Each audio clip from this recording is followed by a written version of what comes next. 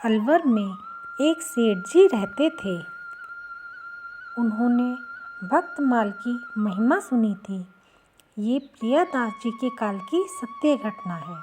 आज भी उन अलवर वाले सेठ जी के वंशज हैं।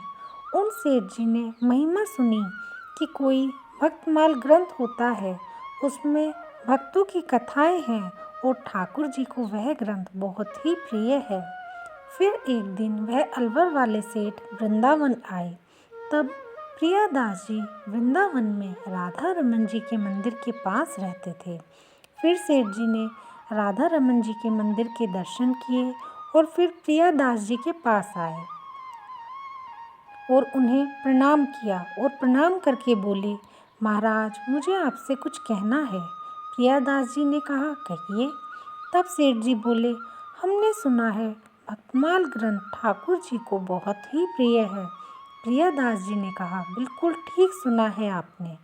फिर सेठ जी बोले, आपने तो वो ग्रंथ लिखा है। तब प्रियादास जी बोले, हमने तो सिर्फ टीका की है, मूल लेखक तो नाभा गोस्वामी जी हैं। तब सेठ जी बोले, आप मुझे भक्तमाल जी की पोथी दे दीजिए। प्रियादास जी बोले, पोथी का आप क्या करेंगे? क्या आपका भक्तमाल जी पढ़ने का मन है? तब सेठ जी बोले, महाराज, पढ़ने में तो बहुत समय लग जाएगा। मैं तो व्यापारी आदमी हूँ, काम धंधे से ही समय नहीं मिलता। मेरा मन तो ये है कि मैं इस पोथी को घर ले जाऊँ और इन पोथी जी का पूजन रोज करूँ, क्योंकि ग्रंथ भगवान का पूजन व दर्शन दोनों मंगलकारी होता है, ऐसा संतों के मुख से सुना है। फिर प्रियादास जी बोले कि जब तुम्हारा इतना भाव है तो फिर हम ग्रंथ लिख देते हैं, थोड़ा समय लगेगा। यह उस समय की बात है जब प्रिंटिंग प्रेस भी नहीं होती थी और सारा कार्य हाथ से लिखकर ही किया जाता था। फिर प्रियादास जी ने हाथ से पूरी पोथी लिख दी और सेठ जी उस पोथी को घर ले आए। अब सेठ जी ने सोचा तो ये था कि रोज पोथी का पूजन करेंगे, रोज फूल, तुलसी, चंदन इत्यादि इत्यादि चढ़ाएंगे। पर सेठ तो ठहरे व्यापारी आदमी, उन पर कहाँ समय। 2-3 दिन तो पूजन किया, लेकिन फिर अलमारी में पोथी को रख दिया। लेकिन पोथी को प्रणाम वो रोज किया करते थे। फिर धीरे धीरे वो वृद्ध हुए। उनके 5 पुत्र थे।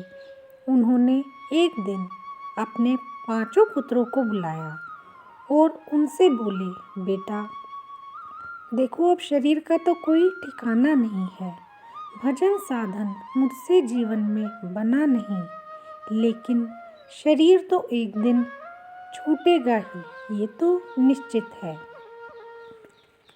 इसलिए जब मेरा शरीर छूटने लगे तो इस अलमारी में एक पोथी रखी है, उसे मेरे सीने पर रख देना। ये कहते कहते सेठ जी रोने लगे। बच्चों ने कहा, पिताजी आप कैसी बात कर रहे हो? अभी कहीं नहीं जा रहे हो आप? सेठ जी ने कहा, नहीं नहीं, इस बात को ध्यान रखना। बच्चों ने कहा, हाँ हाँ ठीक है, सुन लिया हमने, याद रखेंगे। धीरे धीरे ऐसे ही 8-10 वर्ष बीत गए और उन सेठ जी का अंतिम समय आ ही गया। अब सेठ जी जिस अलमारी में पोथी रखी थी, उस अलमारी की तरफ बच्चों को इशारा करने लगे। बच्चे तो भूल ही गए थे कि पिताजी ने क्या कहा था कि जब मेरे प्राण निकले तब इस पोथी को मेरे सीने पर रख देना। सेठ जी की अवस्था ऐसी थी कि वे कुछ बोल भी नहीं पा रहे थे। अब बेटा बहू सब अंदाज़ा लगाने लगे, शायद अलमारी में कुछ कागज होंगे, कुछ सोना होगा, आदि आदि। लेकिन फिर बच्चों ने जैसे ही अलमारी खोली तो इसमें पोथी रखी देखी।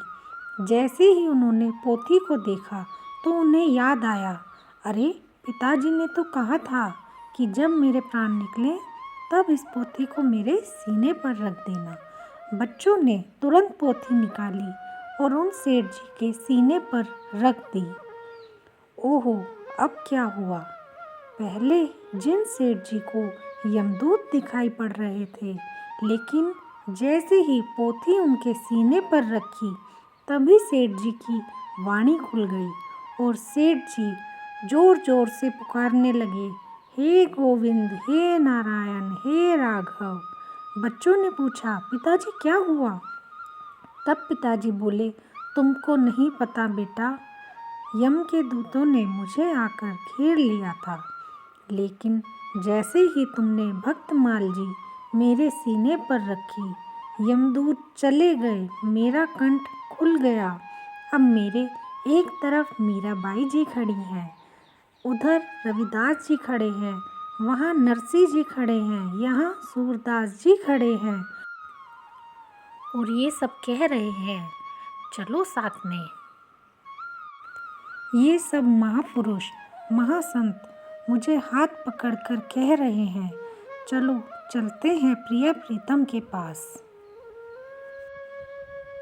बेटा, मैंने कभी भक्तमाल पढ़ी तो नहीं, इस संसार के झंझट में ही सदा उलझा रहा, लेकिन आज मैंने भक्तमाल की महिमा को साक्षात अनुभव किया है। अब मैं इन महापुरुषों के साथ जा रहा हूँ। बेटों ने कहा, कहाँ जाएंगे आप? सेठ जी बोले, वहीं जहाँ ये संतजन रहते हैं। ये कहते कहते भगवत नाम उच्चारण करते करते उन सेठ जी ने अपना शरीर छोड़ दिया। फिर बाद में सेठ जी के बच्चे अपने पिताजी का भंडारा वृंदावन करने आए और वहाँ सबसे पूछा कि प्रियादास जी कहाँ रहते हैं, लेकिन जब यह घटना हुई तब प्रियादास जी का भी शरीर नहीं था। फिर पता चला कि प्रियादास जी तो नहीं है, लेकिन उन प्रियादास जी के नाती शिष्य मिले जिनका नाम वैष्णव दास जी था।